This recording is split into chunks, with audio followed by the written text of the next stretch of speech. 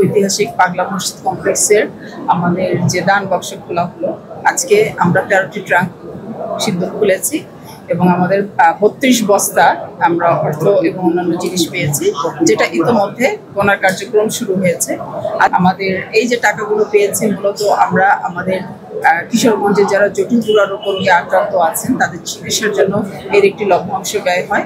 এছাড়া আমাদের এই মসজিদটি পরিচালনার জন্য যে যারা কর্মকর্তা কর্মচারী আছেন তাদের বেতন এবং ভাতার জন্য ব্যয় হয়, আনসার সদস্যদের জন্য কিছু ব্যয় হয়। এছাড়া আমাদের যে মাদ্রাসাটি আছে সেই মাদ্রাসাটি পরিচালনার জন্য একটি অর্থ ব্যয় হয়।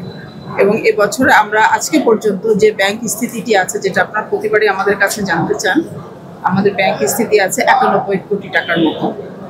এবং আজকে আমরা আশা করছি যে বিগত দিনের থেকে এবার আরো বেশি সংখ্যক টাকা জমা হবে।